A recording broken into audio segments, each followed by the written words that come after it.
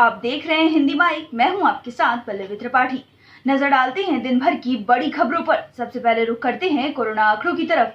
देश भर में पिछले 24 घंटे में कोरोना के कुल 48,786 नए मामले सामने आए हैं, जबकि कोविड से मरने वालों की संख्या 1005 रही। वहीं 61,588 लोग कोरोना से ठीक हुए। भारत की चेतावनी के बाद स्विट्जरलैंड सहित EU 7 देशों ने कोविशील्ड को दी मंजूरी। सूत्रों के अनुसार स्विट्जरलैंड सहित यूरोपियन यूनियन यानी EU के 7 देशों ने कोविशील्ड का टीका लगवा चुके लोगों को अपने यहाँ यात्रा के लिए मान्यता दे दी है। बता दें कि भारत सरकार ने यूरोपीय संघ को चेतावनी दी थी और कहा था कि यूरोपीय यूनियन या तो कोविशील्ड और कोवैक्सीन को मंजूरी दे, वरना यूरोपीय नागरिकों के लिए देश में क्वारंटीन का नियम लागू किया जाएगा। एयर मार्शल विवेक राम चौधरी बने वायुसेना के नए उप प्रमुख। एयर मार्शल विवेक राम चौधरी ने गुरुवार को भारतीय वायुसेना के नए उप प्रमुख यानी वाइस चीफ का पदभार ग्रहण किया। उन्होंने एयर मार्शल हरजीत सिंह अरोड़ा की जगह ली। इससे पहले उन्हें वायुसेना के मुख्यालय पर गार्ड ऑफ ऑनर्स दिया गया था। अभी तक एयर मार्शल चौधरी वायुसेना की पश्चिमी वायु कमान के कमांडर इन चीफ के रूप में कार्यरत थे। कृषि कानूनों पर शरद पवार बोले, खारिज करने के बजाय विवादास्पद भाग में हो संशोधन।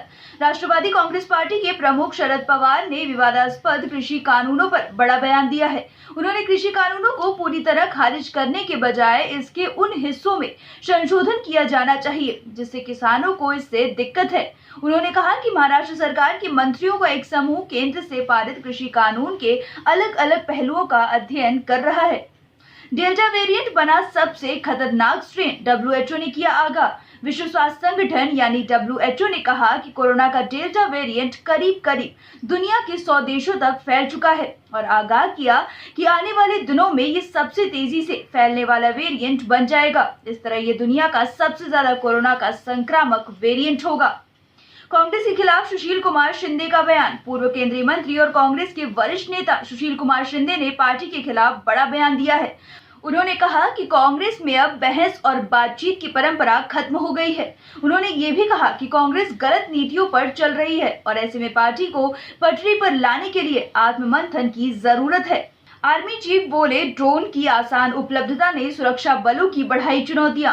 भारतीय थल सेना चीफ MM नरवणे ने कहा कि ड्रोन की आसान उपलब्धता ने सुरक्षा बलों के सामने नई चुनौतियां खड़ी कर दी हैं। हम ऐसी चुनौतियों से निपटने के लिए तैयारियां कर रहे हैं। हम ड्रोन के आक्रामक इस्तेमाल और खतरे को टालने के लिए एंटी ड्रोन तकनीक का इस्तेमाल कर रहे हैं। बता दें कि आर्मी चीफ का ये बयान 27 जून को जम्मू एयरफोर्स स्टेशन पर हुए हमले के बाद आया है। PM मोदी ने कहा, हेल्थ सेक्टर के बजट को किया गया दोगुना। नेशनल डॉक्टर्स डे के अवसर पर देश के मेडिकल कम्युनिटी को संबोधित करते हुए PM मोदी ने कहा कि इस साल हेल्थ सेक्टर के लिए बजट का आवंटन दोगुने से भी ज्यादा यानी 2 लाख करोड़ रुपए से भी अधिक किया गया है। अब हम ऐसे क्षेत्रों में स्वास्थ्य संरचना को मजबूत करने के लिए 50,000 करोड़ रुपए की एक क्रेडिट गारंटी स्कीम लेकर आए हैं, जहां स्वास्थ्य सुविधाओं की कमी है। अखिलेश यादव ने वैक्सीन को लेकर फिर साधा मोदी सरकार पर निशाना। अपने 48वें जन्मदिन पर उत्तर प्रदेश के पूर्व मुख्यमंत्री और समाजवादी पार्टी के नेता अखिलेश यादव ने कहा कि वो सबसे आखिरी व्यक्ति होंगे और सबसे अंत में वैक्सीन लगवाएंगे। जो आखिरी बची वैक्सीन हो उन्हें लगाया जाए। साथ ही दावा किया कि अगले साल प्रदेश में समाजवादी पार्टी की सरकार बनेगी। चीन की कम्युनिस्ट पार्टी के 100 साल पूरे होने पर राष्ट्रपति जिनपिंग का बयान। चीन की कम्युनिस्ट पार्टी को 100 साल पूरा होने पर सरकार सेलिब्रेशन कर रही है। ऐसे एक समारोह में राष्ट्रपति शी जिनपिंग ने भाषण दिया। उन्होंने धौंस दिखाते हुए कहा कि मैं शपथ लेता हूं कि चीन की मिलिट्री की ताकत को और बढ़ाया जाएगा। हमारी मिलिट्री को हम वर्ल्ड क्लास बनाएंगे। वो दौर अब हमेशा के लिए जा चुका है जब कोई भी देश चीन को धमकाकर चला जाता था। फिलहाल इतना ही। खबरों का सिलसिला यूं ही जारी रहेगा। देश और दुनिया की तमाम खबरों के लिए बने रहिए हमारे साथ और देखते रहिए हिंदी माइक।